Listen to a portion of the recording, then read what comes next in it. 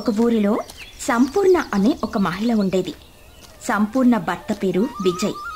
విజయ్ తల్లి పేరు గౌరీ, తండ్రి పేరు శంకర్. పాపం, ఆ కుటుంబం అంతా ఎంతో పేదరికాన్ని అనుభవిస్తూ ఉంటారు. పూట గడవడం కూడా చాలా కష్టంగా ఉండేది. గౌరీ మరియు శంకర్లిద్దరూ ముసలివారు కావడంతో ఏ పని చేయలేకపోయేవారు. విజయ్ మాత్రమే ఒక చిన్న ఫ్యాక్టరీలో పనిచేస్తూ ఉండేవాడు. అతని జీతం మీదనే కుటుంబమంతా ఆధారపడి ఉండేది. సంపూర్ణకి భక్తి కాస్త ఎక్కువగా ఉండేది. ఎప్పుడూ దైవారాధన చేస్తూ ఉండేది. ఏంటత్తయ్య గారు, చాలా బాధగా కనిపిస్తున్నారు? ఏం చెప్పమంటావమ్మాయి, ఈ మధ్య మన ఇంటి పరిస్థితి చాలా దారుణంగా మారిపోయింది. మొన్నటి వరకు మీ మావయ్య గారు కూడా పనిచేసేవారు.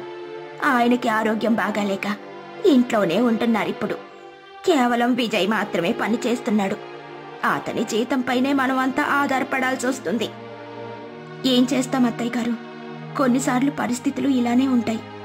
పోనీ మనమైనా వెళ్ళి ఏదైనా ఉద్యోగం చేద్దామంటే మనకెవరు ఉద్యోగం ఇచ్చేవాళ్లు లేరు. ఇంటి పని చేస్తామన్నా సరే ఒక్కరు కూడా పనివ్వడం లేదు. మీరిలా కంగారు పడి ఆరోగ్యాన్ని పాడు చేసుకోకండి అత్తయ్య గారు. అన్నీ సర్దుకుంటాయిగా, మీరు కాస్త ఓపిక పట్టండి, సంపూర్ణ గౌరీతో చెబుతుంది. మరోవైపు విజయ్ ఉదయాన్నే నిద్రలేచి తయారయ్యి ఫ్యాక్టరీకి వెళ్ళిపోతాడు. రోజంతా ఎంతో కష్టపడి ఫ్యాక్టరీలో పనిచేస్తూ ఉంటాడు. ఆ రోజు 1వ తారీఖు కావడంతో విజయ్ జీతం డబ్బులు తీసుకోవడం కోసం అతని బాస్ వద్దకు వెళ్తాడు. ఇదిగో విజయ్, నీ నెల జీతం. రేపటి నుంచి నువ్వు ఫ్యాక్టరీకి రావాల్సిన పని లేదు. పాత వర్కర్లందరినీ పనిలో నుండి తీసేస్తున్నా, కొత్త వారిని పనిలో పెట్టుకుంటున్నా. అయ్యో, అలా అంటే ఎలా అండి? నేను మీరిచ్చే జీతంపైనే ఆధారపడి ఉన్నాను. నేనే కాదు, నా కుటుంబం అంతా నా ఒక్కడి జీతంపైనే ఆధారపడి ఉంది. దయచేసి ఇలా అనకండి. అయినా నేను కేవలం ఈ ఫ్యాక్టరీకి మేనేజర్ని మాత్రమే. ఈ నిర్ణయం నేను తీసుకుంది కాదు, పై అధికారులు తీసుకున్నారు. వారికి చెప్పేంతటి వారిని నేను కాను. నిన్ను మాత్రమే కాదు, ఫ్యాక్టరీలో ఉన్న పాత వర్కర్లందరినీ పనిలో నుంచి తీసేస్తున్నా. ఇక ఇందులో ఎలాంటి మార్పు లేదు. అలా రాఘవ చెప్పడంతో విజయ్ ఎంతో బాధపడుతూ ఇంటికెళ్తాడు. ఏమైందండి, చాలా బాధపడుతున్నారు? అన్నట్టు ఇవాళ జీతం ఇచ్చారా లేదా? అసలే ఇంటి బాడుగ కట్టాలి. ఓనరు ఇప్పటికే 2 సార్లు ఇంటి వద్దకొచ్చి వెళ్ళాడండి. జీతం డబ్బులు చేతికొచ్చాయి, కానీ చేతిలో ఉన్న పని మాత్రం పోయింది. ఏమంటున్నారండి మీరు? నాకేం అర్థం కావడం లేదు. అసలేం జరిగింది? ఫ్యాక్టరీలో ఉన్న పాత వర్కర్లందరినీ పనిలో నుంచి తీసేశారు. కొత్త వారిని పనిలో పెట్టుకుంటారట. రేపటి నుంచి నేను కూడా పనికెళ్లాల్సిన అవసరం లేదు. ఏమిటిరా నువ్వు చెబుతూ ఉన్నది? నిజమేనా? ఇప్పుడే ఇలా జరగాలా? ఇంట్లో సంపాదించేవాడివి నువ్వొక్కడవే. ఇప్పుడు నువ్వు కూడా ఇలా సంపాదించకపోతే ఇక రోజు ఎలా గడుస్తుందిరా? నేను కూడా అదే ఆలోచిస్తున్నాను. ఇప్పటికిప్పుడు కొత్త ఉద్యోగాన్ని వెతుక్కోవటం చాలా కష్టం. అలా విజయ్ బాధపడుతూ ఉంటాడు. సంపూర్ణ విజయ్ని ఓదారుస్తూ ఉంటుంది. అలా విజయ్ ఉద్యోగం పోవడంతో ఆ కుటుంబమంతా పూర్తిగా బాధల్లో మునిగిపోతుంది. విజయ్కి వచ్చిన జీతం డబ్బులతో ఇంటి బాడుగుని కట్టేస్తారు. అలాగే కొంత ధాన్యాన్ని కొంటారు. అదే ధాన్యంతో రోజులను గడుపుతూ ఉంటారు. మరోవైపు విజయ్ ఊరంతా ఉద్యోగం కోసం తిరుగుతూ ఉంటాడు. మరోవైపు శంకర్ ఆరోగ్యం పూర్తిగా పాడవుతుంది. ఏంటండి అదే పనిగా దగ్గుతూ ఉన్నారు? మీకు ఆరోగ్యం బాగాలేదా? అస్సలు మాట్లాడలేకపోతున్నాను. ఈ దగ్గు నన్ను చంపేసేలా ఉంది. వీధి చివర చిన్న ఆస్పత్రి ఉంది కదా, అక్కడికెళ్దాం రండి మావయ్య గారు. అమ్మో, ఆస్పత్రిగా? ఇప్పుడు మన వద్ద అంత డబ్బుందా? లేదత్తయ్య గారు, కానీ మావయ్య గారిని ఇలాంటి పరిస్థితిలో చూడలేకపోతున్నాను. మీరేం కంగారు పడకండి. ఆ డాక్టర్ గారు చాలా మంచివారు. ఆయన ఉచితంగా కూడా ఎంతో మందికి వైద్యం చేస్తుంటారు. ఇలాంటి సమయంలో వారి వద్దకు వెళ్లడమే మంచిది.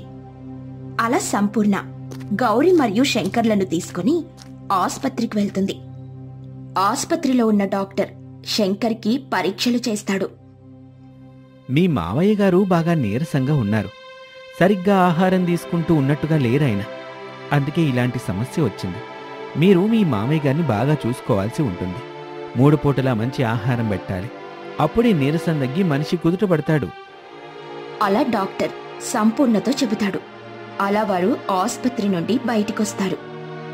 చాలా కాలం నుండి మనం కేవలం ఒక్క పూట మాత్రమే ఆహారాన్ని తింటున్నాం. అందుకే మావయ్య గారికి ఇలా అయింది. ఏంటో ఈ సమస్యలన్నీ ఎప్పుడు దూరమైపోతాయో. అత్తయ్య గారు, మీరు మావయ్య గారిని తీసుకుని ఇంటికెళ్ళండి. నేను కాస్త కూరగాయల్ని తీసుకుని ఇంటికొస్తాను. అలా సంపూర్ణ చెప్పడంతో గౌరీ మరియు శంకర్ ఇంటికెళ్ళిపోతారు. సంపూర్ణ తన వద్దున్న చిల్లరతో కూరగాయలు కొనడానికని వెళ్తుంది. కూరగాయల ధరలు బాగా మండిపోతూ ఉంటాయి. పాపం సంపూర్ణ కూరగాయలు కొనలేకపోతుంది. ఏమి చేయలేక ఖాళీ చేతులతో ఇంటికెళ్తూ ఉంటుంది. ఏంటి దేవుడా ఇది? ఈ సమస్యలను అస్సలు భరించలేకపోతున్నాను. దయచేసి మాకేదైనా పరిష్కార మార్గాన్ని చూపించు. అలా సంపూర్ణ తనలో తానే మాట్లాడుకుంటూ ముందుకెళ్తూ ఉంటుంది. ఇంతలో ఒక అందమైన స్త్రీ సంపూర్ణ వద్దకి వస్తుంది. ఆ స్త్రీ చూడ్డానికి ఎంతో అందంగా ఉంటుంది. ఏంటమ్మాయి, చాలా బాధగా కనిపిస్తున్నావు? మీరెవరు? అసలు మిమ్మల్ని ఈ ఊర్లో ఎప్పుడూ చూడలేదు. అది కాస్త పక్కన పెట్టు. ముందు నువ్వెందుకు బాధపడుతున్నావో చెప్పు. నాకేదైనా పరిష్కార మార్గం తెలిస్తే చెబుతాను. ఏం చెప్పమంటావమ్మా? మా కుటుంబం తీవ్ర దరిద్రాన్ని అనుభవిస్తుంది. కేవలం ఒక్క పూట ఆహారంతో మాత్రమే బ్రతుకుతున్నాం. మా వారి ఉద్యోగం పోయింది. మావయ్య గారు అనారోగ్యంతో బాధపడుతున్నారు. అత్తయ్య గారు సమస్యల గురించి ఆలోచించి పిచ్చివారిలా మారిపోతున్నారు. ఏమీ చేయలేక నేను సతమతమైపోతున్నాను. ఇదంతా పూర్వజన్మలో చేసుకున్న కర్మ కారణంగానే జరుగుతుంది. కర్మ నుండి ఎవ్వరూ తప్పించుకోలేరు. కేవలం దేవుడు మాత్రమే కర్మ నుండి మిమ్మల్ని కాపాడగలడు. మీరు దైవారాధన చేయాల్సుంటుంది. నేను ప్రతిరోజు దైవారాధన చేస్తాను. మీరు ప్రస్తుతం ఆర్థిక సమస్యలతో ఇబ్బంది పడుతున్నారు కనుక ముందుగా మీరు లక్ష్మీదేవికి పూజ చేయాల్సుంటుంది. అసలే రేపటి నుండి శ్రావణ మాసం మొదలు కాబోతుంది. శ్రావణ మాసంలో పౌర్ణమికి అంటే ముందు వచ్చే శుక్రవారం నాడు వరలక్ష్మి వ్రతాన్ని ఆచరించాల్సుంటుంది.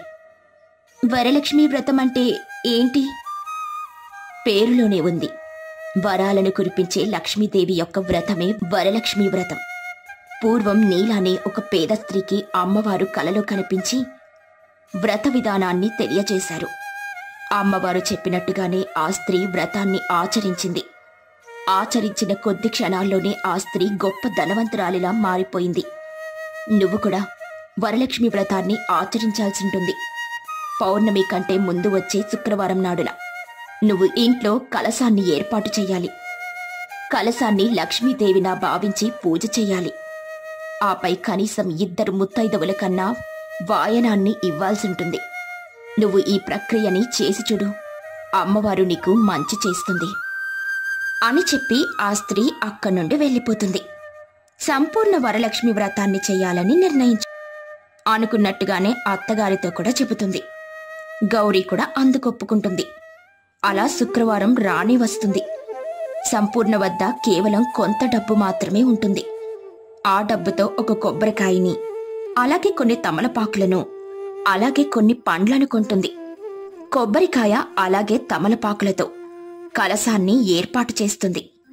కలశాన్ని అమ్మవారిలా భావించి పూజ చేస్తుంది. తన వద్దున్న పండ్లను నైవేద్యంలా సమర్పిస్తుంది.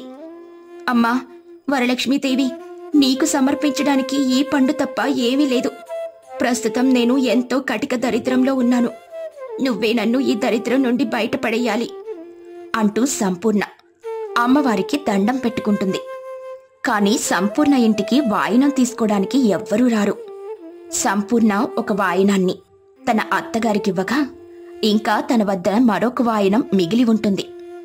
సంపూర్ణ ఏం చెయ్యాలో తెలియక సతమతమైపోతూ ఉంటుంది. ఇంతలో ఎవరైతే వరలక్ష్మి వ్రతం గురించి సంపూర్ణకు చెప్పారో ఆ స్త్రీ మళ్లీ సంపూర్ణ ఇంటికొస్తుంది. మీరా, సమయానికొచ్చారు. అత్తయ్యగారు, నాకీ వ్రతం గురించి చెప్పింది మరెవరో కాదు, ఈవిడే. మీరు చెప్పినట్టుగానే ఆచరించానండి. కాని వాయినం తీసుకోవడానికి ఎవ్వరూ రాలేదు. సమయానికి మీరొచ్చి మంచి పని చేశారు అంటూ సంపూర్ణ తన వద్దున్న మరో వాయినాన్ని ఆ స్త్రీకిస్తుంది. అంతే, వెంటనే ఆ స్త్రీ కాస్త లక్ష్మీదేవిలా మారిపోతుంది. సంపూర్ణ మరియు కుటుంబ సభ్యులంతా ఆశ్చర్యపోతారు. వెంటనే ఆ అమ్మవారి కాళ్లపై పడి దండం పెట్టుకుంటారు. ఎంతో భక్తి శ్రద్ధలతో పూజ చేశావు. అందరూ ఆడంబరాలతో పూజ చేస్తే నువ్వు నిరాడంబరంగా పూజ చేసి నా మనసుని గెలుచుకున్నావు. అందుకే నిన్ను కరుణించడానికి ఇలా వచ్చాను. నీ కర్మంతా పూర్తిగా పోయింది. ఇక నువ్వు హాయిగా ఉండొచ్చు అంటూ లక్ష్మీదేవి డబ్బులు, సిరి సంపదలను, ధనధాన్యాలను ఆ ఇంటిలో రాసులుగా కురిపిస్తుంది. ఇల్లంతా అమ్మవారిచ్చిన కానుకలతో నిండిపోతాయి. అలా లక్ష్మీదేవి ఆ కుటుంబాన్ని కరుణించి అక్కడ్నుండి మాయమైపోతుంది.